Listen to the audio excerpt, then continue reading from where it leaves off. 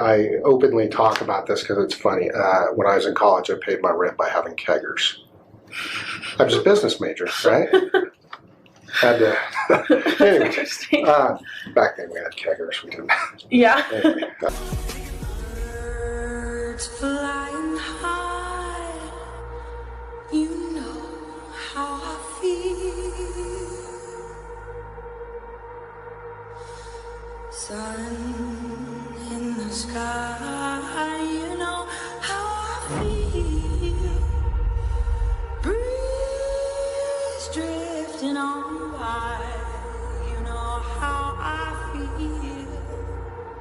It's a new dawn, it's a new day, it's a new life for me. Turn on your mind now, tune into the feed. We're planting digital flowers from a single tiny seed. Yeah, power to the collective.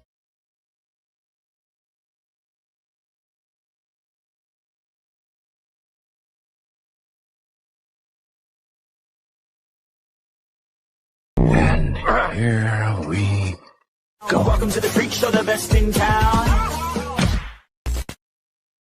What is going on, Hive? Happy Friday, TGIF. Thank you guys so much for tuning in. I got the audio coming in loud and clear. If this is your first time tuning in, I'm your host, Birdie. I go live weeknights at 7 p.m. Central. Welcome to the Hive Mind. And this is a contrarian thinking live stream. So we think past the headlines. We ask all of the hard questions. We don't get offended or rattled on behalf of other people. So if you do, buckle up for tonight. You're about to probably be very offended. And I say that in the most respectful way that I can. My goal is not to get on stream and just piss people off. It's not to make people feel disrespected. It's not to cause more agony or grief in any way, shape, or form. And so if you're somebody that you are offended on behalf of other people with a situation that has nothing to do with your life, if that kind of sounds like I love to get angry at random people having an opinion and thinking out loud, yeah, you're going to hate me. You're probably going to really dislike this evening's stream. I'm going to be talking about the Idaho 4 case and specifically Kathy Mabbitt, the coroner. Oh, Kathy. Oh, Kathy. What are we going to do about all of these crime scene photos? Certainly, the way that you described it, you had no answers. Yet you really make sure that you hit it home that you're very experienced, you know what you're talking about. And then it turns into this collage, mirage rather, this mirage of, well, the coroner is saying this, and what time did she get there again? And now we see these photos, and then we have the 911 call that came in for an unconscious person, and it really, really makes you scratch your head and say, what the hell is going on? So that's kind of a foreshadow for this evening's stream. If you guys have not hit that like button as you filed in, please go ahead and do that. I did update the Discord link. So if this QR code for the Discord, if that does not work, it should, but if it doesn't, the Discord link in the description is updated as of 20 minutes ago. So just make sure you guys have the Discord app downloaded on your iPhone or whatever type of phone you have. Go into the App Store, the Google Play Store, download the Discord app first, and then it should work. It's been absolutely popping off the last few days, which is great. All of the crime scene photos, the documents, not just for the Idaho 4, but a handful of other cases. It's really awesome. And there is no shortage of information to catch up on or dive into, and everybody is very willing to answer questions and bring you up to speed. I'm going to go ahead and quickly say what's up to everybody. Uncle Daddy 001, how are you doing? UFO Dog, shout out to one of my mods, Jackie H, Clifton, Mayo 5493. God's my sugar daddy. I don't know if I've ever seen that username. That's awesome. THD, Doctor of Thinkology, is in the house. Rachel, who lives near the ice wall, I do recognize that username, one of my favorite. Coco Cash, Crow and Rainbow, K Christie, Daily Twin Flame, how are you doing? Tarnish Pearl, Luna Bliss, shout out to one of my mods. Tara Lynn Dawkins, 4748. Mad Mary, K-Kaz Gal, K-Kaz Girl, not K-Kaz Gal, K-Kaz Girl. Caleb says to give a preliminary clown horn to Kathy. I also had somebody say I need to hold the clown horn away from the mic, and whenever I edit, I don't feel like it sounds that loud, because if I'm not talking directly into the mic, I feel like the mic is pretty sensitive. So anyways, I'm not going to stop clown horning people. Gloria, Christopher Bond, Go Meta 2630, Diana Boss or Deanna Boss, Wild West 144, Cheryl, Discord Dawn, always great to see you. How are you doing? Philly Girl, Lady Black Sheep, formerly known as Bex, Sluther Dare, Love and Other Habits says, damn it, Mabbit. Oh, that's my type of humor. How many times, like, I don't know, maybe not back in the day, but I feel like now if your last name was Mabbit, damn it, Mabbit, you're probably hearing that a lot in the hallways of high school. What's up, Crime Rat? How are you doing? Pinto Sack, RC 3340, Nikki Taylor, Sarah, Nana Cal, UK Karen, French 6290 says, I usually lurk. Pink Cadillac, 1984. How are you doing? Philly Special, Carolina. Paul Taylor, Follow Frame. Aussie Anita, tuning in from Australia. Jay Wisball says, I love the clown horn, but I also love clowns. It's quite the dichotomy. Thank you for tuning in. Bondage Barbie is in the house. Miss T. Dewdrop, Rachel Thomas. And let's finish with Help Me, Rhonda. How are you doing? Again, thank you all for tuning in. Pinto Sack says, where's the suit? I think what I'm going to do is just pick like one night a week to wear a suit. If I start doing it all the time, right, it kind of, or should I wear a suit every night? I got enough of them. What do you guys think? Should I start suiting up every night? Let's see what the chat says.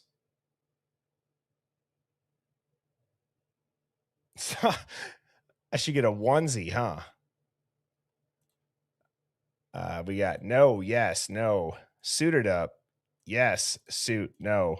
Be comfortable. Do it. No, yes, no. Yeah. All right. Well, thanks for the help, chat. I feel like I'm in my own brain when I just read those. Yes, no, yes, no, maybe, yes, no. Nah, I'll probably just pick one day a week. One day a week. Because it is time that we get serious here, right? We could be serious. Doesn't matter what you wear. But I don't know. It's always fun to dress up. Now, I got a ton of awesome slides prepared for you guys this evening. Not to toot my own horn, but I really had a lot of time this afternoon to get this stream prepped. So I'm going to start off with a Discord question of the day. I don't know if this is going to be a longer stream than normal. I have a lot to go through. Okay. So I figured it's a Friday night. Maybe you can stay up an hour past your bedtime. So sit back, relax, I don't have an adult beverage, but I do have an Alani, which Mrs. Birdie has gotten me shamelessly addicted to 200 milligrams of caffeine. This is my second one today. What's a dangerous amount of whatever? Again, there's my ADD brain. What is a dangerous amount of caffeine? Is 400 milligrams too much? Maybe. Well, I feel great. I feel great after I drink these things. Okay, Christopher Bond's at 800, so I'm only at 50%. All right, so Discord question of the day comes from Tinfoil Hat Claire. And this is a question that I'm sure we are all probably wondering. Tinfoil Hat Claire asks, do you think that Dylan saw what happened to her roommates, especially after the latest photos were released? And what I've been doing the last couple of Discord questions of the day, I've actually held my answer, and I've put some of the Hive's answers up on the screen. So I'm curious. Do you think Dylan saw what happened to her roommates, especially based on the last batch of photos that came out? Tara Lynn says, yes, and involved. Brandon says, yes, that one was easy.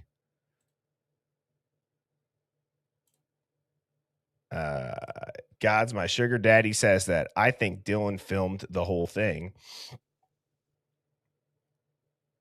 Smick 44, good to see you, says I don't think that she was there.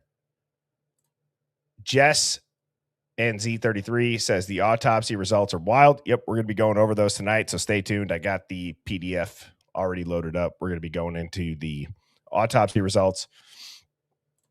UFO Dog says yes. Reese 580 says saw it. Maybe she did. Fozzie Khan says yes, she did. Cosmic Exo Nail says definitely.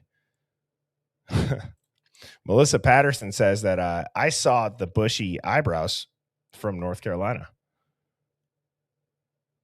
Mary says yes. Altruistic murder says no. Smiling Sleuth says no doubt. Betty Blue without a doubt. Linstant Noodles, that's a cute username, says absolutely. Clifton Mayo, yes, yep. Army Mom 2020 says new here, but not to the case. These new photos prove one thing: cleanup. I think she was involved. Well, thank you, Army Mom 2020. And just as a reminder, any super chat over $4.99 is going to pop up right here. Same thing if you subscribe, if you are not already.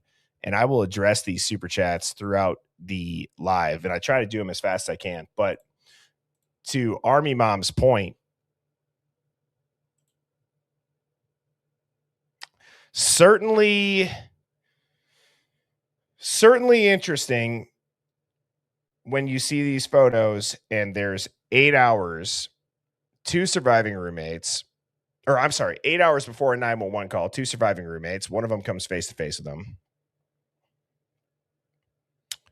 People forget that these roommates, they had time to clean, time to move, time to delete, time to plan. You're not supposed to say it. You're not supposed to question it, but yet here we are, which kind of gets me into and why I picked this Discord question of the day. So I absolutely think that Dylan was aware of what had happened. I think Bethany was too. If they were there. I don't know how you could fart in that house and not have everybody hear it. If you've ever been in a college house, I'm sure that every single step, if you were sleeping, when somebody walked up those stairs and your room was underneath it, I'm sure you're getting woken up. You know what I mean? I'm sure every door slamming, like these walls, there was a tractor in one sweep of the boom arm, took it down. So let's keep that in mind. Okay. Let's keep that in mind. And I picked this Discord question of the day because it kind of gets me into a little bit of a rant, which you guys are going to see why. Carrie Graham 5239 says Thanks for all your time, Birdie. The Hive appreciates you. Well, I appreciate the Hive, and thank you for the big super chat, Gary. We got the best community on YouTube. I'm convinced. I really am. And you guys make it. Not trying to like blow smoke up anybody's ass. I really believe that. We have very smart people in here. And sometimes it makes me question myself where I'm like, damn, I just did an entire live and I prepped for a few hours beforehand and I've been reading this stuff. And then I go and I do the stream and I look in the Discord and I'm like, somebody within 20 seconds of watching this was able to say, well, Birdie, you should have brought this point up. You should have brought that point up. And most of the time it's to, enhance whatever it is that I'm saying. But there's times that I've been wrong and I'm okay with being wrong. But yeah, you guys are, you're very smart and very talented, as Discord Dawn just said. I will echo that. Now, and Big Red Faye, thank you so much for the super chat. Says, why place yourselves at a crime scene if you're not there? I love simple, hard-hitting questions like that. It's a perfect segue into what I'm about to say. And again, Big Red Faye, thank you for the super chat. Says, why place yourself at a crime? Why place yourself at a crime scene if you're not there? And it's a great question, because really, when I get up here on stream, at this point, anything that I say is really not a hot take when it comes to the Idaho 4. It's kind of one of those conversations that we're about to have, but every time that you hear it, it starts to hit harder and harder and harder. And what I'm going to do this evening to get into the theme with the coroner is I'm going to start with something very simple. A lot of people, I've seen it on social media, I've seen it in my comments whenever I post stuff, is people are asking, why isn't this case going away? But the way that it's asked, or like, why aren't you guys giving up on this? Get a life, right? And the way that it's asked is like an insult. It's like, are you forgetting the way that the world works? And it's very simple, because stories do not stay alive when people are obsessed. No. Stories stay alive when they don't have any ending, when they are unresolved, when there are a bunch of questions unanswered. And unresolved does not equate to solved. It does not even equate to beyond a reasonable doubt. It is just a very unstable narrative. And shout out to people like everybody that's tuning in who refused to be quiet about this. Because, again, we might just be this small carved out corner of the internet right now. But like I said, watch out. The Hive's not going anywhere. We're growing. We're stretching. And we're not here to just take part. We're here to take over. I can promise you that. And I want to go into and this was. I want to go into this. I'm going to skip ahead a couple of slides, and I'm going to show you what I mean by what I just said. Okay. So this was a comment on one of my TikToks, and I probably should have blurred this person's face out. So Ashley, Nicole, if you're watching, I apologize. I usually do that. But Ashley had said, okay, I really want to apologize because I really thought you were crazy and was so convinced it was Brian Koberger. But dude, you're blowing my mind. I think you are 100% right. This was a huge cover up. Dennis then comments underneath and says, same here. Birdie was one of the only ones that never got off track on it being something bigger and being covered up. I don't know exactly what it is, but it's definitely something else going on, and it's big. Mitchell says, and Mitchell pretty much took the words right out of my mouth and said, these are the best comments on TikTok. Because I do, and I'll echo what he says, is I love when people can see a different perspective and be open to changing their mind. Now I'm going to play this video that I have over here. Okay. And I want people to think back if they've been following this case. Tell me a time, and I've posted plenty of these. Trust me, I've posted a lot of clips. I've done a lot of TikToks over the last year. Up until recently, tell me a time when you can say what I say in the following clip and it gets mega traction in 24, 48 hours. Okay? That is a great test. It's a great temperature check on what do real people think about this case. And I'm going to go ahead. I'm going to play this. They heard the screams. We heard the screams. They didn't really run or hide. They went back to bed. They made calls, but not to 911. They had time, a lot of time. They had time to think. They had time to move, time to clean, time to delete. But you're not supposed to question them. No, you're supposed to believe that it was the guy across the state lines who's got no connection to them or their families or anybody in that house for that matter. He left no DNA inside of that house, no blood in his car, no blood in his apartment, doesn't have a violent criminal record. He doesn't even have a motive. They never found the murder weapon. And he pulled off a professional hit in the dark in a house that had 5 cars in the driveway, and he's never been inside it before. We are all adults. And if at any point you start getting offended on behalf of Dylan or Bethany, I would challenge you to put yourselves in the shoes of an honest victim's family. And you had to sit there and listen to what they said in the interviews and laugh with the investigators 4 days later as your son or daughter was being murdered.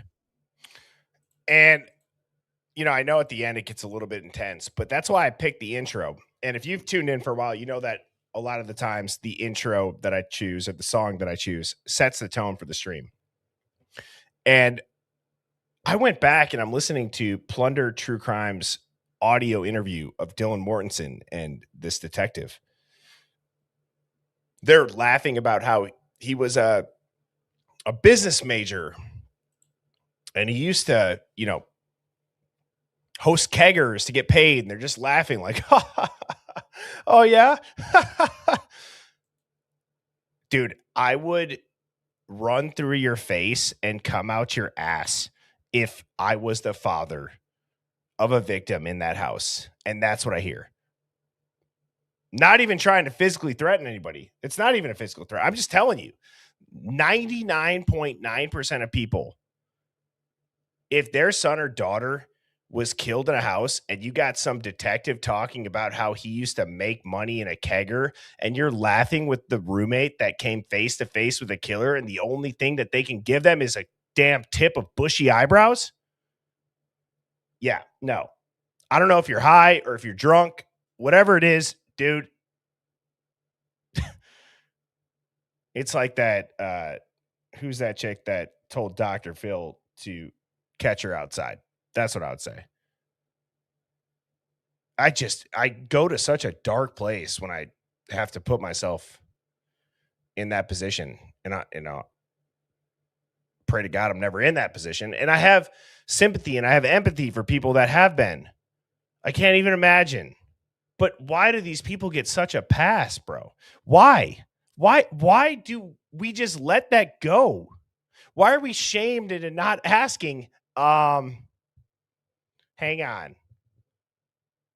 So how are we hearing screams on both of the Linda Lane cameras, the 1112 camera? We are hearing blood curdling screams where I've had people in the live when I play it, they say they can't even handle it. And you were just, I'm good.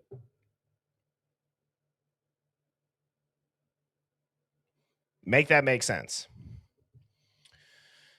And this could be a reason. All right. So last night, if you tuned in, I played this clip from Connor H8, who I've played a handful of his clips. I played the straight up clip last night, but I screen recorded it and I enhanced the audio just on CapCut. So it's not like crazy, digital engineering. I'm going to play this and tell me if you guys hear something just a little bit different, like a minor detail that's pretty important. All right. I don't know the names of the victims. I don't know the names of the victims.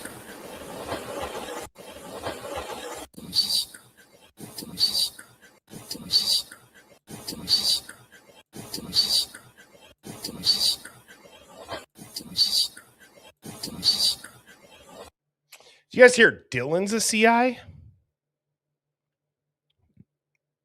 Anybody else? Anybody else kind of hear that a little bit, at least?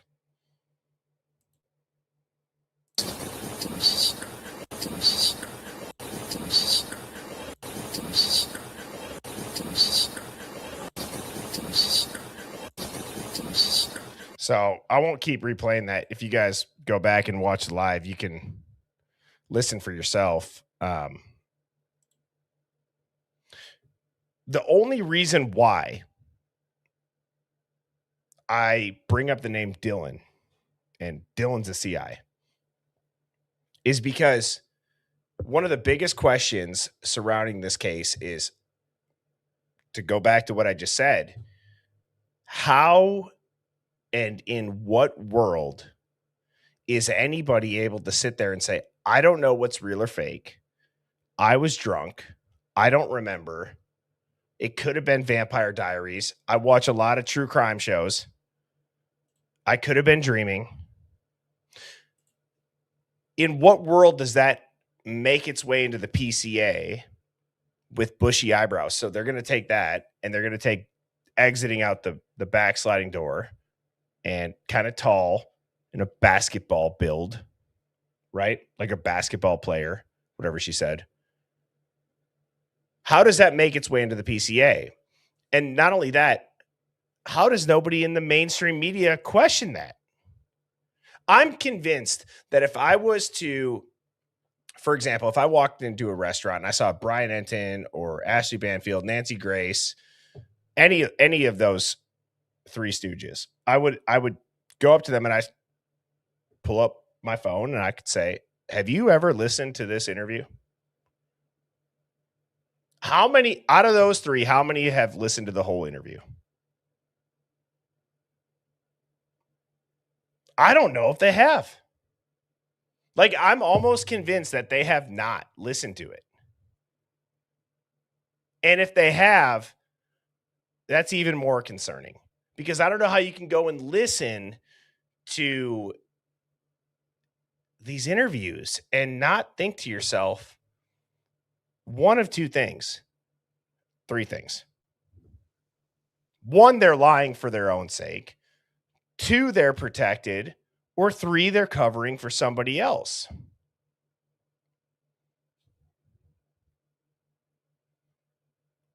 And last night, shout out to Sammy T Mafia for diving into the confidential informant proposal, the act that came out of Loyola. We read through it. It's not a law yet, but it really does expose what is not being done when you have a confidential informant that's testifying against you. You don't have to know their real name, their real identity. You don't need to know if they were, lying or if they perjured themselves in a different jurisdiction. You don't have to know any of that. And what incentive do they have from the three-letter agencies or from that police department? What incentive do they have to say a certain thing when they testify against you? You're not even privy to that right now in today's laws. Is that not mind-blowing? That's mind-blowing to me, dude. How can you go into a trial for your life and take this case out of it? Whatever. The Idaho Ford, this is a vehicle for this discussion. How can you have somebody that got caught, that cooperated, that is working with the police department, the feds, or whoever? And maybe you didn't even see this witness. Maybe that crime that you're on trial for happened at night in the dark. How do you even know they saw you? Well, we can't tell you their identity. Why not? They won't tell you the reason right now. Well, what about their DNA? Well, we can't test it because they're protected. And I believe that tells a really big part of all of the mystery in the Idaho 4 case. I believe that Ann Taylor did not know that up front, but I do believe that she figured it out. I do wonder, and I'll coach myself up a little bit. I do wonder if that's why there's so much silence. Because what do you say? Like, I'm playing Monday morning quarterback, but I'm also not, trying to say that I know how it would be. I'm not a lawyer, right? But I think about it. If there's nothing that I can do as a defense attorney, because legally the people, meaning the state, that are pressing charges against my client don't have to tell me, because there's no statute or any law in place that if somebody's a CI, they have to tell me. What am I going to do? I'm probably going to keep my mouth shut. Right? Might as well be quiet, try to find some exculpatory evidence. And in the whole scope of things, if you're going away for 4 life sentences and you agree to this plea deal because you got bent over the barrel and shown the 50 states and you got railroaded, 3 years waiting compared to your entire life. Okay. I don't know anybody that wouldn't think to themselves, if legislation passes for CIs, that they now have to admit this. Think of how many cases that could change. It's like do you guys remember there was this, I think it was like a limited series on Netflix. They talked about that doctor out of, I think it was Ohio. He was he was like the bite mark guy. And they showed that like teeth marks and bite marks, they weren't reliable. And look at all those exonerations. What happens when you bring in IgG to that or CIs into that? How many people are really in prison and they shouldn't be? Because they're overcharged and forced into a plea deal. I'm not advocating for people that killed people, that stabbed people, that actually committed crimes to get off on a loophole. Hell no. No way. But I am curious. How many people should not be in jail and they are right now? Based on BS science. I bet it would shock us. And I don't know the number off the top of my head. I probably should, but I don't. Either way, I would bet it would shock us. I go back to the story about trace DNA. Allie Benevento was covering the Murdaugh case. She's a top 5 defense attorney out either South Carolina, North Carolina. I can never remember. She was on the stream. And she said whenever she talks about touch DNA to a jury, she calls it trace DNA. And she does that purposefully because in a juror's mind, you got to remember, jurors, we're just normal everyday civilians that are pulled off the street to go in and judge somebody's future. But when you have a prosecutor saying touch DNA was on a knife sheath in the bed of 2 of the victims that were murdered, and there's 2 downstairs. Well, touch DNA, just that word alone, guys, that creates a bias in your mind. Touch. Oh, they touched it and it's there. Therefore, they must have been there. Allie Benevento says, I call it trace DNA. And she tells a story about a gentleman named Lucas Anderson. And if you've tuned in, you've heard this story before. Lucas Anderson was a homeless gentleman that was passed out outside of a liquor store. An EMT team found him and they put a pulse oximeter on his finger. Okay. Like the little clamp thing that reads, your heart rate, your whatever, your pulse, all that stuff. If you're ever gone to the hospital or a doctor, you know what I mean. It was documented that dude went to the hospital. Well, like 2 hours later, a couple hours later, that same EMT team got called to a homicide scene of a rich businessman. They used the same damn the same pulse oximeter on his finger. They do the autopsy. Guess whose DNA they find under his fingernails? Lucas Anderson, the homeless dude that was passed out, and it was documented that he was taken to the damn hospital hours before. He had to fight that for 5 months. That's how sensitive trace DNA is. And that's why Ali Benevento, again, top 5 lawyer on the East Coast, says trace DNA, not touch DNA. Okay? And I think that's a very important story for people like you and me to know if we're going to be talking about this Idaho 4 case as a vehicle to IGG is a dangerous game. It's a dangerous game. It's a dangerous precedent. The FBI has been lobbying tens of millions of dollars every year to be able to use it in ongoing criminal cases. Nobody's against it for cold cases. Go get a lead. Go ahead. Nobody wants murderers to get away with it. And I'm going to stop this rant kind of before I go too deep on it. But nonetheless, last night I did say that I was going to do a story time with Gray Hughes. Again, I don't know who this guy is. He hates on the Hive in the comments. I took a small clip from somebody on X.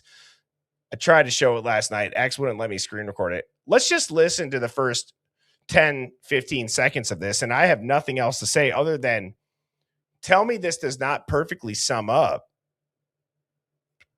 mainstream media. I got no problem with the guy. I don't know this dude. But it's just interesting, right? Listen to this. And this was his night, man. He was going in there. Then when he goes into the room, I think he was going to intentionally leave the knife sheath and was going to then continue to kill other people. I'm going to play that again. And this was his night, man. He was going in there. Then when he goes into the room, I think he was going to intentionally leave the knife sheath and was going to then continue to kill other people. What drives me up a wall with that, not even just this clip. To be honest, I don't really care about that clip. What drives me up a wall is that how do you know that? It's only not speculation because the mainstream media has said Brian Kohberger's guilty.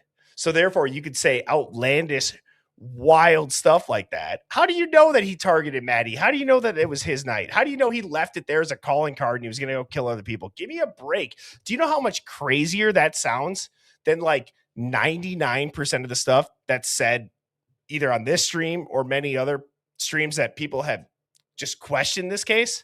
For example, why did they wait 8 hours to call 911?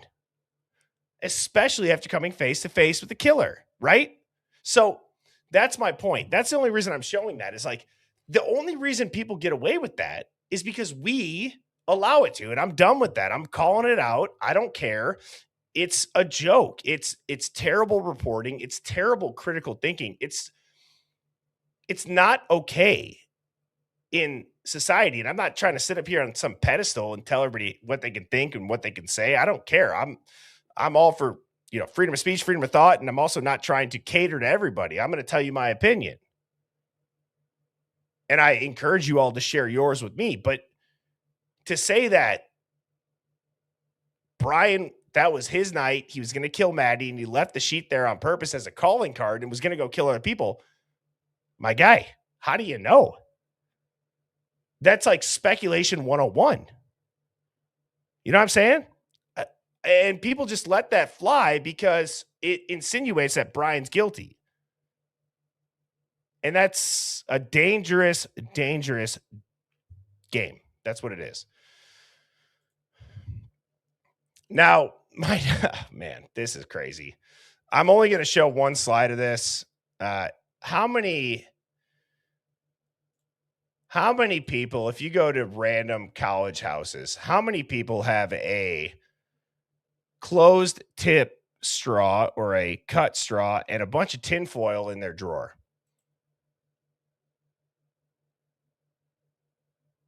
Anybody? I'm not insinuating anything. I'm just showing a picture that was released to the public, and I'm simply asking a question about it. And anybody that has a brain should probably say the same thing. Wow, why would there be little bits and pieces of tinfoil and bent up straws in a house that had a very mysterious murder on the Pacific 95 highway that we all know is used for smuggling a bunch of drugs? And there's rumors that the area Knights of the cartel or Greek life is involved in that type of shit. And does that make me any crazier than the clip of whatever that dude's name is that I just showed that says that Brian, it was his night. He was going to kill Maddie and then go kill other people? I can see this. And I have a brain. And it's not normal unless you're doing a couple of things. Yeah, you're not doing origami. That's right, Jiffy.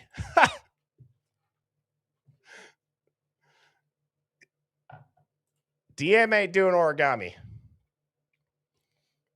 And it ain't Hershey Kisses wrappers, I'll tell you that much. That's right. I don't think it's Hershey Kisses wrappers. Come on. No, that with the straw.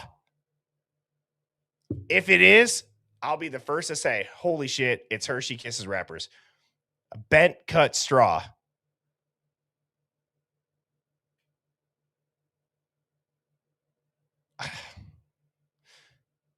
All right. I guess we can leave it at that.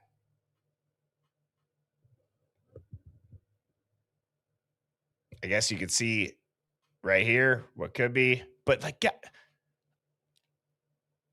I don't know. I still wonder size of that tinfoil, whether they're Hershey Kisses wrappers or not. It's still tinfoil. Okay. That's all I'm saying. Couple straws, some blue powder. We've seen it. I'm not insinuating anything, but I will say it's a little bit strange that that either way there's tinfoil and cut up straw. That's all I'm saying. We can leave it at that, right? I'll speculate on my own thoughts. Whether it's a Hershey Kiss tinfoil or not, I don't think that really matters. It's tinfoil. Next up, I have this slide. Now, this was sent to me, and I apologize. I forget who sent this to me. This was on TikTok, but I want to show this. This was like sent to me yesterday. Within the last 48 hours, somebody screenshotted this comment. And this was not on my video. It was on somebody else's video, but I thought it was interesting. And really what came to mind was, why does this keep coming up? And this Nikki gal says, Dylan, Bethany, speak up. Xana was my friend. She was always there anytime I needed her. If it was 5 a.m. or 5 p.m., 2 a.m. will always haunt me. Interesting. I know more happened that day, and I know more are involved, and it makes me sick. The word here in Moscow says that it was live streamed. Can you imagine that? Live streamed. She goes on to say again in response to somebody else saying, Kaylee and Maddie found out about a lot of stuff regarding rugs they couldn't afford for cops to be told. Xana and Ethan were collateral damage. Now, let's also, every time that I show stuff, whether it's a comment on YouTube, TikTok, whatever it is, right? Kind of give ourselves our own disclaimer, take everything with a grain of salt. This could be anybody. But why does this keep coming up? Why do rugs keep coming up? Why does live streamed keep coming up? And it's a reasonable question, right? It's a reasonable question, and I don't understand how people don't understand. I don't understand how people don't understand that part of reality, it really doesn't care how anybody feels. Like, to the public, people are like, okay, well, what's the answer? And that's it. We just want the answer. When you ask basic questions and you're really not accusing anybody, which I don't believe that we are, it's just a question. And there's this sequence of repetitive manners and behavior. It's hard to not get a little bit emotionally invested in that thought, right? Rumors have to start somewhere. Was it organic? Was it Fed slop? Was it Fed posting? Who knows? It just goes with this entire case. And it's not even trying to be dramatic, because it's so weird that they're like, the drama surrounding this case needs to stop. Let's show you leaked prison footage. Let's talk about his bananas. Let's make a Yellowstone reference to kidnapping Brian Koberger and throwing him off the ledge. Let's talk about cookies. Let's talk about how he's going to off himself. Let's keep him in the forefront of the media and then shame everybody that says you're being dramatic, as documents are getting leaked and then retracted. And then they're still slowly dripping all this information out. Is that on us? No.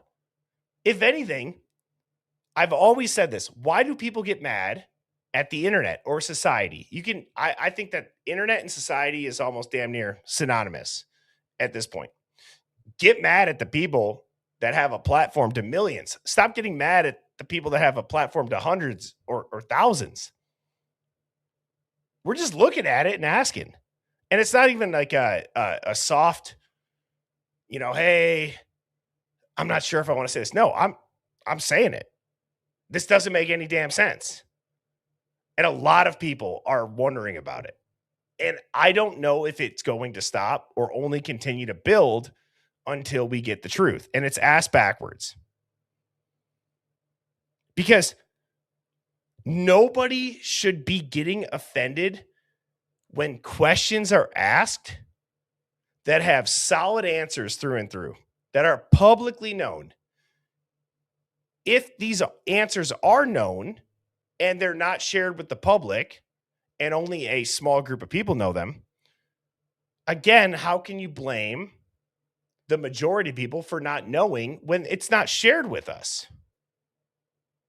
You know what I mean? It's like, how can we be told that we're stupid, we're dumb, and we look at these documents, we look at this audio, these videos, all the police reports, and we're like, this case is Swiss cheese. It makes no sense. But then, even though that only takes us 30 seconds to notice, how is it then we are told, stop, this is an airtight case? Well, if you know something that we don't know, my argument would be just coming out and saying that quiet part out loud of, we have information the public doesn't know that will be released in due time. It's something, but when you're just shaming people relentlessly, name calling, conspiracy theorists, misinformation people, all this, whatever other buzzword, it makes people dig their heels in. At least for me. If somebody calls me a conspiracy theorist or, oh, that's misinformation or disinformation, I feel like I've looked into enough stuff by now where I'm like, yep. See, now, unfortunately for the both of us, I'm not leaving. I'm not going anywhere. And if anything, I'm now more interested in this. So that was interesting, and it really does take me into this post here by the G family. And again, this is what was posted. This is not Birdie saying this. This is just a post. This is posted on a public forum.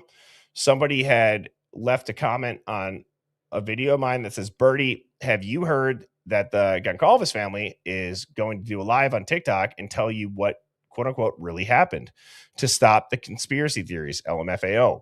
But I thought you'd be interested. Now, I had not heard that, but there was a post January 19th, so 4 days ago. And it says, today, we would like to express our gratitude and appreciation to our followers on TikTok, YouTube, and Facebook who create content and do not subscribe to the following narratives. 1, conspiracy theories. 2, claims of being framed. 3, assertions that he acted with others. 4, suggestions of roommate involvement. And 5, any other fanciful ideologies that imply his innocence. To those who continue to support him, we say, continue advocating for him, continue distorting the truth, and continue attempting to validate your claims, none of which will succeed. He will never be exonerated. His fate is sealed because he pleaded guilty to 4 counts of first-degree murder and waived his right to appeal. Why would he take such action?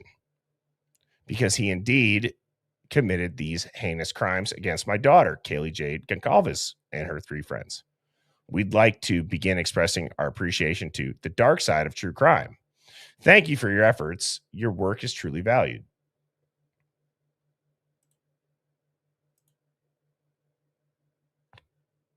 You know, it's hard because I have to remember these are real people, and I try to keep that in mind. And as I started this stream with, I never try to come out and just blatantly disrespect any family or anybody that's going through, grief. But it's confusing to somebody like myself, where it certainly seems like this family, the Goncalves family, didn't seem very certain with the decision. They seemed against the plea deal. I mean, you got Steve G on an interview saying, we've heard that Thompson's got Alzheimer's, right? Like, that was just a couple months ago. So it's confusing. Really, it's genuinely confusing. And I almost wonder, and I'm not putting words in their mouth, and I got to be careful when I say this, just for my own, again, conscience, because I would never want to create more grief, genuine grief for people. But this almost feels like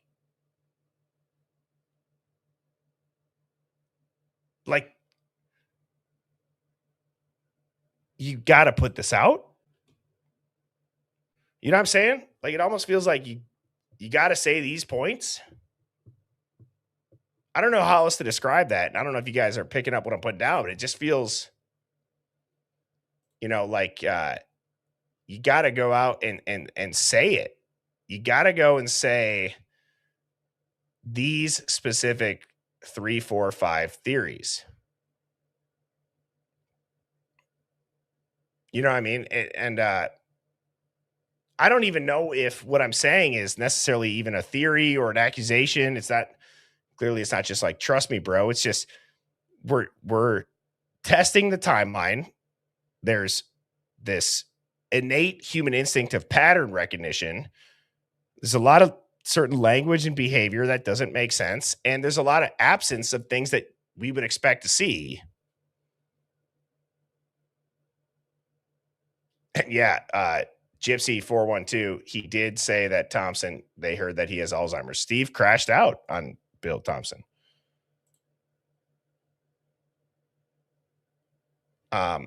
So anyways, I have this video pulled up, which oddly enough, the Hive and myself, we made this video.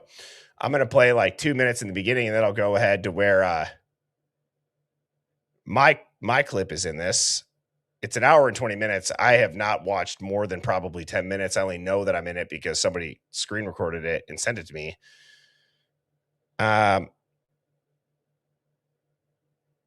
This is a ChatGPT presentation, in my opinion. It seems like they linked their Canva to ChatGPT, and it said, give me a dark side of true crime, Idaho 4 conspiracy theory, and let me plug in videos. And if you don't know how to do that with ChatGPT and Canva, it's free, it's easy, they're there's a damn plugin built into ChatGPT for exactly this. So nonetheless, whether that's what happened or not, it just certainly comes off that way. I'll go ahead and play this.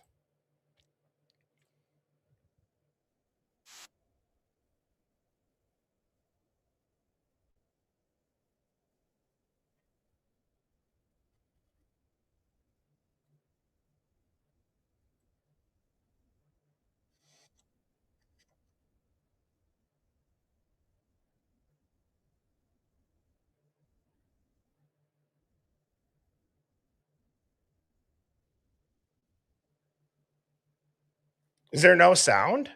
Whoops. Let me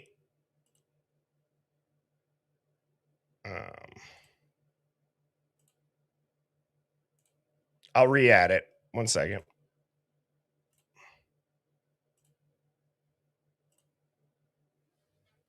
Took over the internet. How about now? Hang on. The goal of this is to determine at what point does true crime stop being educational and start causing real harm. Because when it comes to the Idaho 4 case, that line was crossed and most people don't even really realize it. This case didn't just become popular, it became distorted. And that is both pre-trial and post-trial. And when I say post-trial, I don't mean that a trial occurred. I mean that a plea was taken, someone was sentenced, and someone is now serving a prison sentence, that being Brian Koberger. This case existed in an information vacuum, and social media incentives created conspiracy theories, false narratives, misunderstandings of the legal process. And the louder and more extreme the claim got, the more it spread. And eventually that caused the gag order and caused the media blackout. And that's how we got here. It's still happening today, despite Brian Koberger pleading guilty and being sentenced for the crimes. And it's important that when you're assessing this stuff, you have to remember that accuracy doesn't go viral, but certainty does. Okay. So for those of you who are new to my page here or new to my page on TikTok or came from TikTok or don't know who I am, my name is Stephanie. I'm a public defender and I work inside the criminal legal system every day. I'm in court every day. And that's very concerning. Like, you know, I can lay my head on my pillow at night and I can tell you all here that are tuned in right now, I have no side interest in doing this. There's nobody paying me outside of super chats that you guys feel kind enough to give to me. That's it. I'm curious about this. How can somebody be in court every day and not see it? It goes back to Megyn Kelly, Ashley Banfield, Nancy Grace, Brian Enton. What? It's like the Titanic is unsinkable. That's what the official reports say. My guy, it's at the bottom of the ocean. Are you going to change your mind? Nope. The official report says that it was an unsinkable ship. You know what I mean? It's just it certainly feels like that. And so let me kind of click ahead. Again, she's got, here's Phoenix Talks. Here's Sammy T.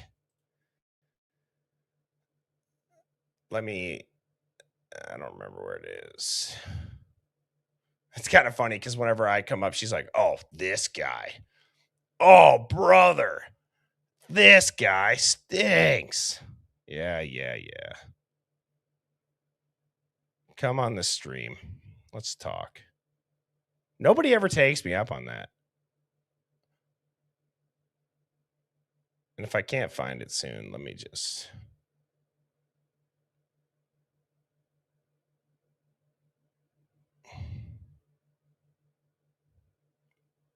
And what's kind of funny is the clip that she showed, I'm like, I don't even sound that nuts. I've been way more nuts. You know, I've been way more out there in theories than whatever this was.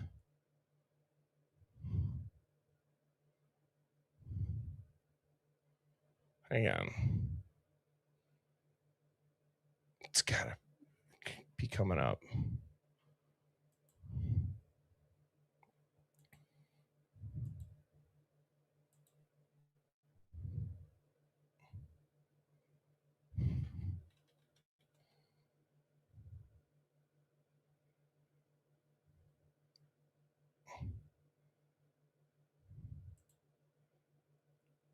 How to consume true crime responsibly.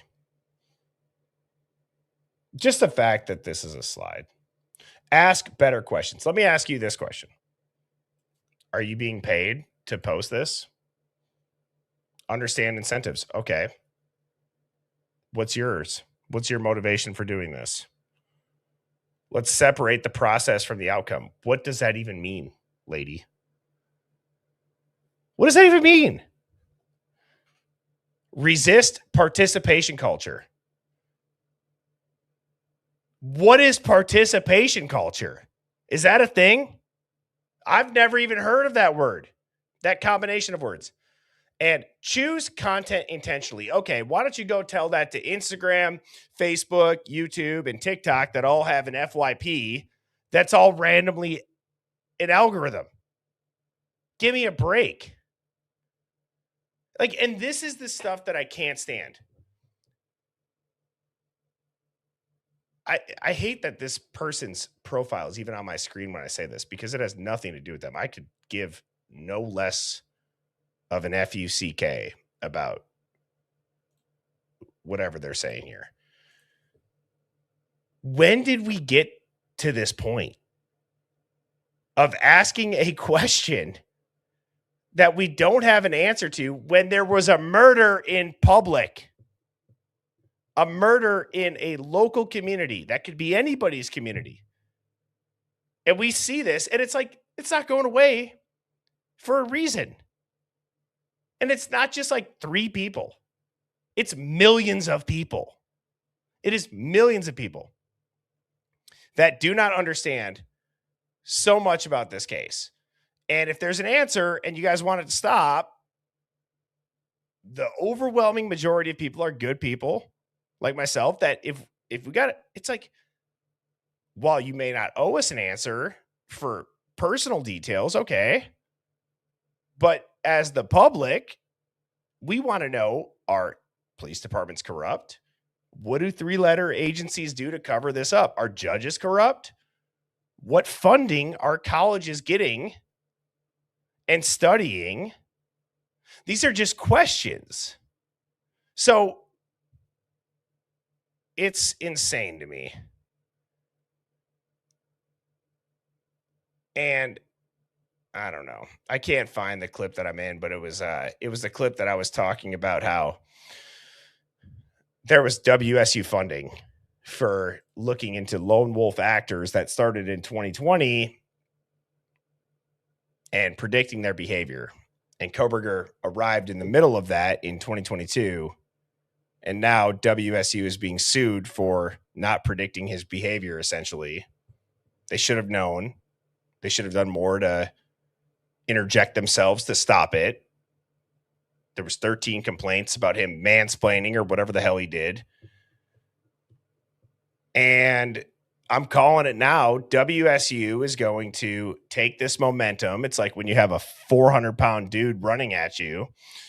Rather than try to go, head to head with him, you're going to use his momentum against you. I'm calling it. That's what WSU is going to do. They're going to use this momentum against them. And WSU is going to go on the offense of, well, humans can't predict it. We need AI. We need predictive modeling with AI programs. And they're going to be so confident in it. And there's going to be a third party that comes in with an insurance policy that says, we guarantee that we will predict a lone wolf actor. And if we don't, we'll pay your lawsuit. And I'm telling you, think about, even if they paid out $400 million, how much is that $400 million going to be worth if they're on the forefront of that? And that's not even crazy, dude. There's like receipts on the NIJ, the DOJ website, WSU's website. They talk about this. There's a lot of people that tune in that went to WSU that have sent emails about working with the cops on just body cam placement and very simple things. So I don't think I'm crazy. Moving on, you guys get the point about that. Moving on to I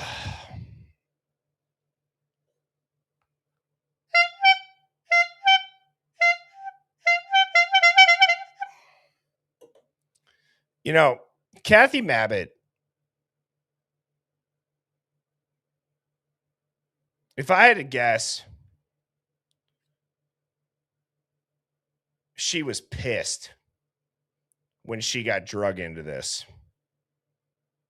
She looks like a sweet old lady that if she was your grandma, you're getting spoiled. You're having great food on Thanksgiving and Christmas. And she was pissed that she had to do this. She's just got that look. That's just this innate feeling that I have, this gut feeling. And I'm sorry, Kathy, that I had to put clown hair and a clown nose on you, but you really did act like a clown in this interview. And I'm going to go ahead and show this. Because nothing that you said equates to what we saw in these photos. Kathy, Hopefully you guys can hear this. with a C, Mabbutt, Mabbutt. And I'm going to ask you, how long have you been doing this for? I've been doing it for 16 years, and I just got reelected for another 4. So what is it that, or I guess, when did you get the call on Sunday? I got the call just a few minutes after noon that there were 4 homicides, but I didn't go to the scene because of law enforcement doing their investigation first. So I didn't actually go to the scene until about 5 or 5:30. Can you walk us through, like, for our viewers, kind of the process between when police show up and then you guys getting the bodies and doing your examinations? Sure. Well, law enforcement goes through and looks for any evidence, takes videos and pictures of everything in there, and they'll start talking with people. So I don't really need to be there for that. They can't move the bodies. I mean, the bodies have to stay as they were until the coroner gets there. So that's what my job is, to And look at the bodies. As a coroner, do you guys do the autopsies and all that? No, we some do if they're an actual medical examiner, but we have forensic pathologists and we contract with Spokane to do that. So in your experience, what is it that you saw when you showed up? Well, there was a lot of blood. It was a very sad scene with 4 murdered college students. You know, I'm glad that Mama First 6777.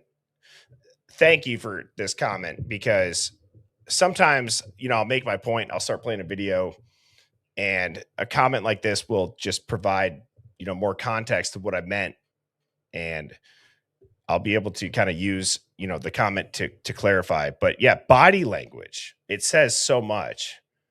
It's like her mouth is saying yes, but her head shakes no. And I understand. Yeah, you look at it, it is a sad scene, but there's just this lack of, again, dude, it just feels like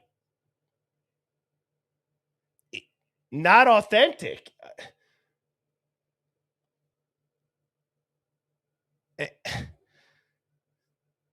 And I've watched this case for so long that I'm like, I can't continue to doubt my gut feeling on it any longer.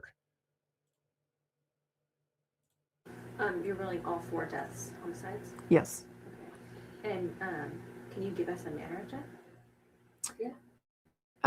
I believe that the press release was that they were from a sharp object. So. Oh, the press release said a sharp object, but you're the coroner. What the hell made them die, Kathy? Oh, let's go to the press release. Sharp object. Can you give us a manner of death? Yeah. I believe that the press release was that they were from a sharp object. So stabbings. Yeah, I will know more after the autopsies tomorrow. Oh, yes. And we now can look at them. Like a murder-suicide or No, they're 4 homicides. Okay. See that? And I don't want to keep stopping it. I don't. But see this? She got asked, was it murder-suicide? Look at her body language right away. Like this was in my opinion, this was a very genuine answer. You know what I'm saying? This felt when she answered that with how quick she said it and just the tone. Do you guys agree with that? And do you believe this could be a like a murder suicide or? No, they're 4 homicides. Way different. And when it comes to doing the investigation post autopsy, that falls on you, correct? Yes, it's my job to determine the manner and mechanism of death. And then I know with toxicology results, there can often be, at least in Washington, a delay. So do you have any idea how long it could take if those were relevant to get any type of results back on that? Well, the toxicology reports, right, they usually take 4 to 6 weeks, sometimes longer. But they might, I don't think they're going to be relevant in the actual manner or cause of death. And do we know how long between the time of death and when police found them, approximately? No, I don't know for sure. Do we have like could it have been hours? Could it have been a day? Was it maybe close? Like, is there any sort of like time frame there? Not that I'm aware of. What? Listen to how insane this is for very important questions. And side note, let me put this request out. I've tried to get a body language expert on, and the only people that I would reach out to with a lot of credibility, they would charge to come on the stream. Not that I have no problem, shelling that out, but full transparency, the rates were ridiculous, in my opinion, for just coming out and watching a video on a live stream. But if anybody knows somebody who is a live stream person, or not necessarily, just they're willing to do live stream and they're a body language expert, let me know. Death and when police found them, approximately. No, I don't know for sure.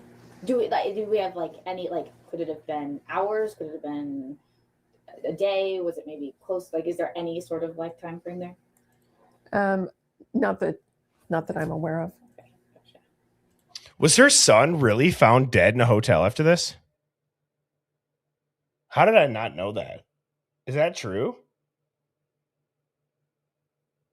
How long after? Holy shit, dude. Really? What?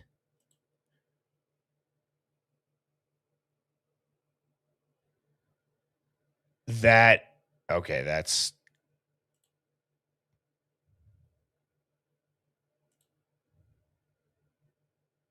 Her son was found dead. A year later, he passed.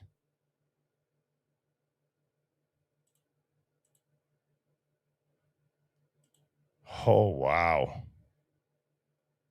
Now that I'm reading those, I do kind of remember it, but it briefly. Like reading that again, I'm like, oh my God. Frisco chick says, pretty sure he OD'd. Wow. Let me just quick.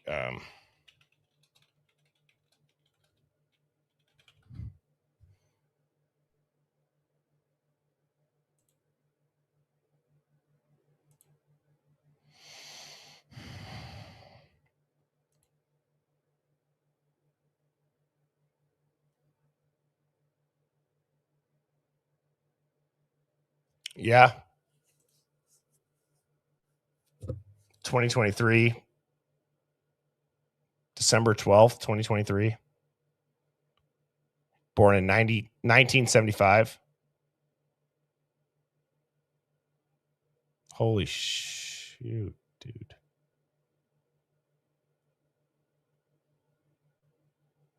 Wow.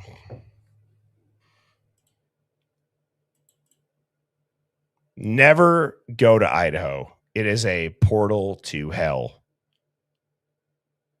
You will travel at light speed into the depths of Satan's gooch. I'm convinced. And you said the scene was really difficult? I mean, is this something you've had to deal with before in Moscow?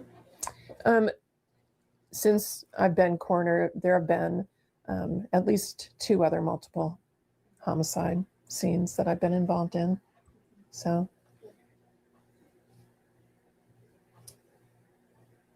Would you say this is probably the most gruesome? oh, it's hard to just single it out. It's the only one I've been. It's the most recent. Well, it's hard to single out. What is that? What?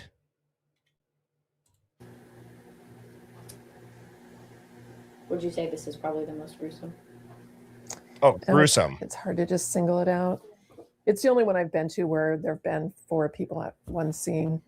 There have been the other ones have had multiple scenes. And was anybody else injured, like any non-deceased people? Not that I'm aware of, but I wouldn't necessarily be notified either. Dude, who's this reporter? See, in my opinion, these type of questions they're great questions. Like I said, I could never be a reporter because I think that I would ask similar questions. My challenge with myself would be like the answer that I give or that I get. If I feel like you're giving me, 50%, 30% truth, I would have a hard time just recording it and moving on.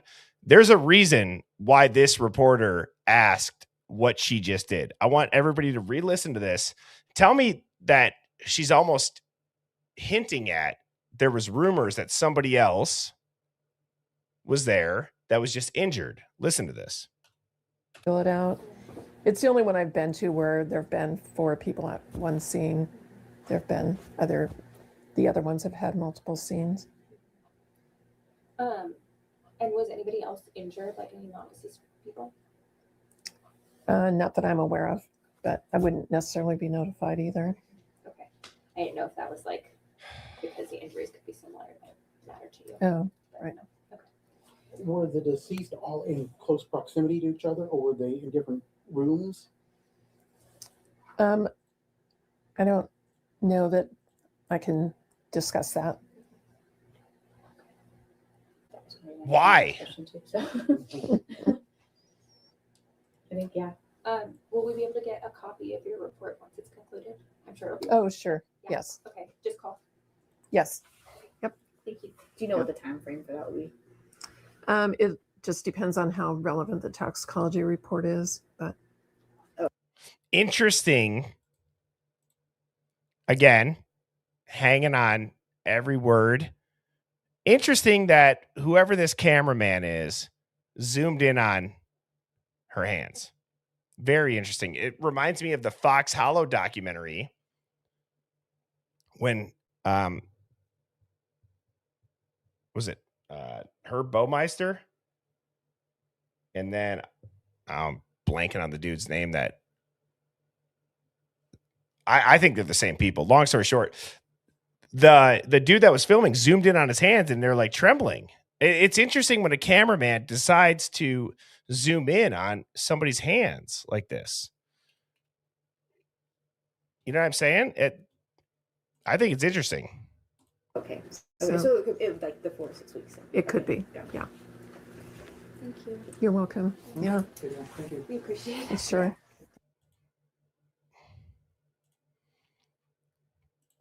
I mean, interesting stuff for sure. Man, let me reshare the screen here.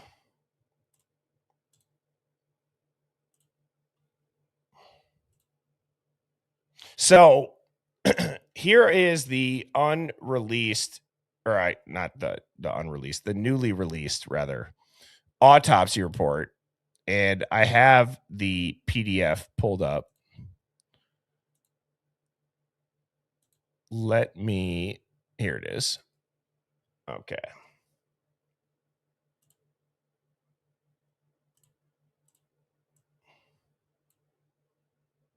One second. Let me get this all set up.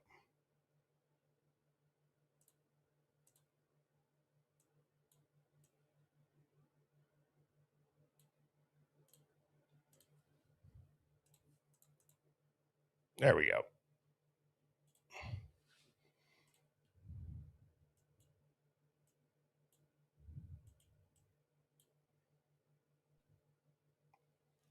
All right. So this is a 155 page document, and it is going into the autopsies, I believe, of Ethan and Xana for the majority of it, if not only these two. I only got sent this probably 30 minutes before I went live. However, you know, I haven't had time to really go through on a granular level and comb through it.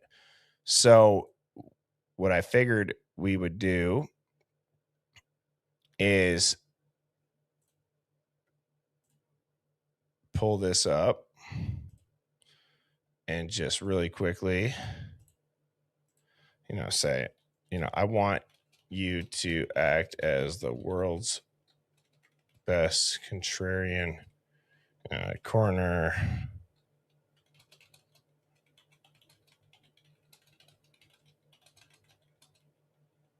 Let's go top 10 oddities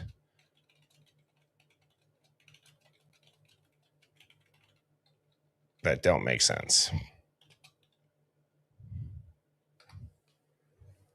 Let's see what it says. I mean, again, I know people have a love-hate relationship with ChatGPT. I haven't done this yet. So this, at least, you know what? We have direction to go in, and I'm just going to read them. We don't have to dive into it too much.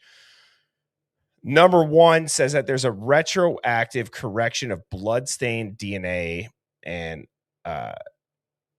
the revised report admits that multiple bloodstained DNA results were wrong because of numbers not matching the lab intake numbers. Why it's a major problem? Say it's not just a clerical error, and I just saw somebody say page 31, so let me go there.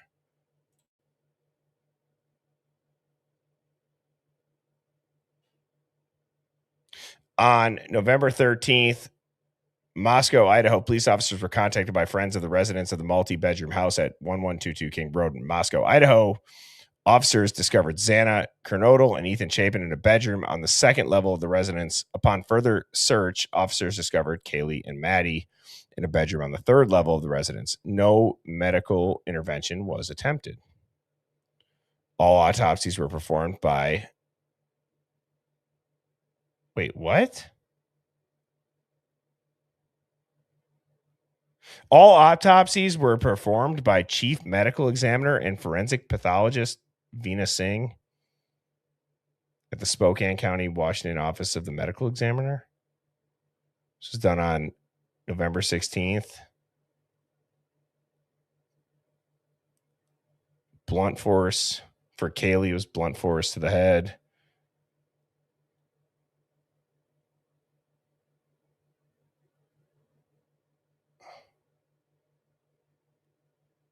Again, I'm seeing this for the first time with you guys.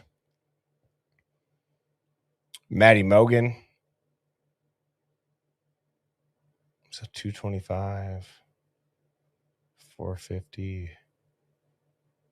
Stab wounds. Lung and liver. Xana. Abrasions, contusion to the head, torso, extremities. Multiple sharp force injuries.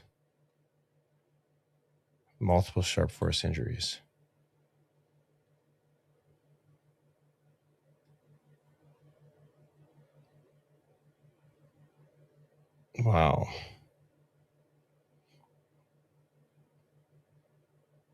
Interesting.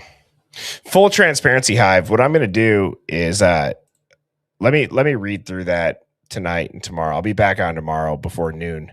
Not that I'm done by any means. I do have this tinfoil hat conspiracy today. It relates to Brian Koberger, so don't go anywhere. I've never heard this before, and I just thought this was interesting as hell. I'm going to play this. if you ever run across somebody that their ears are lower than their eyes, run. Get away from that person. Go look at every serial killer you've ever seen. Look at their eyes and their ears. They're low. The ears are lower than their eyes.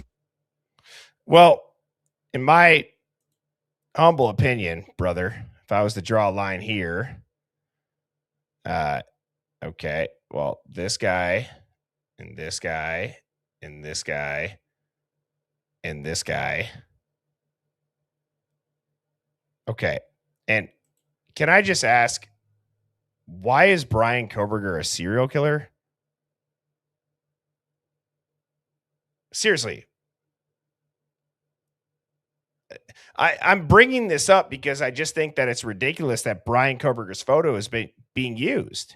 I don't care if people want to say Brian's guilty. That's fine. Like, I'm not here to necessarily change people's minds. I'm going to talk about it's what's unfolded. If you've looked into it or if you've lived under a rock, I can't change that. Right. But I've been up here every day for months now talking about updates and theorizing and asking questions and talking about this case. And so I've not seen one thing about Brian Koberger being a serial killer. Did he kill any animals when he was a kid? Was he sexually assaulted as a child? Anybody know information on that? Was he sneaking in, doing a panty raid like Mr. Krabs and SpongeBob, and then, as Nancy Gray says, sitting on a cinder block doing the slow stroke, watching people through their windows? No. It's ridiculous. It goes back to, this was his night. He was going to kill Maddie Mogan and then go kill other people. Are these people fucking high? Seriously. Are you guys high? Because, well, yes, maybe there's something to people's eyes and their ears and whatever it is, but what makes Brian Koberger a serial killer? If anything, does that mean that I hate this because it's just like people are like, oh, you're defending him. No, I'm not defending him, dude. He's not even defending himself. I'm doing this for people like you and me so that we don't get got. At the end of the day, if Brian Koberger and Ann Taylor, unless, again, this is the best chess move of all time and the best strategy legally that we've never heard of before, if dude doesn't talk, we can't help him. Where's the PR push? Where's the documentary? Where's like the Making a Murderer with Stephen Avery type shit? There's none of it.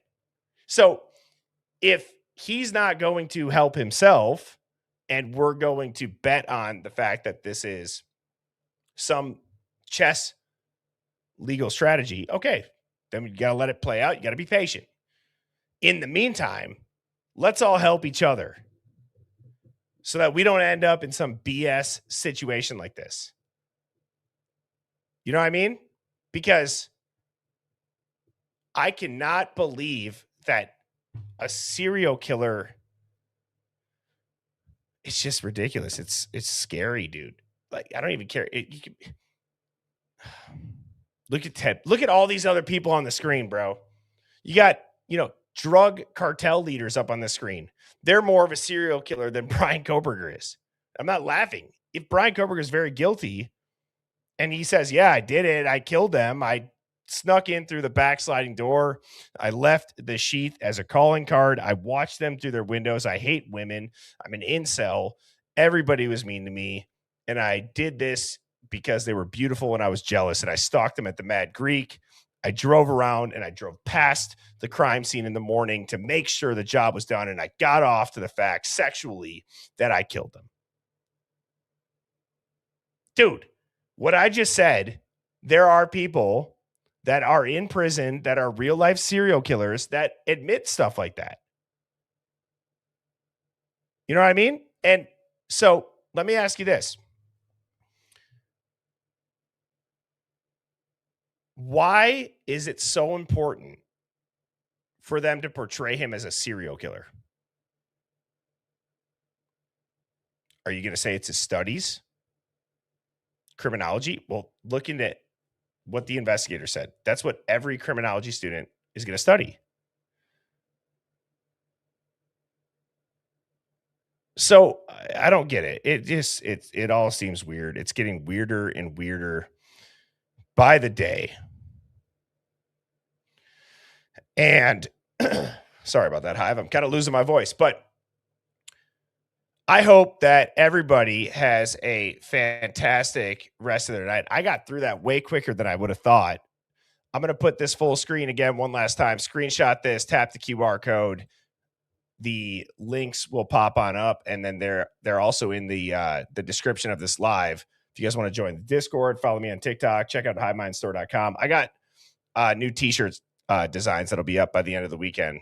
This design is redacted. I'm going to get those put on up. But I appreciate everybody that tunes in. I will be back on tomorrow before noon, and Saturdays are more of like a live dig. So we're going to recap the autopsy report that just got released. I'm going to read that this evening or tonight, and we'll be diving into that autopsy report. So nonetheless, please hit the like button, hit subscribe. Thank you guys. I appreciate you, and I hope you all have a fun and safe Friday evening. Cheers. Birds flying high, you know how I feel. Sun in the sky, you know how I feel. Breeze drifting on by, you know how I feel. It's a new dawn, it's a new day, it's a new life.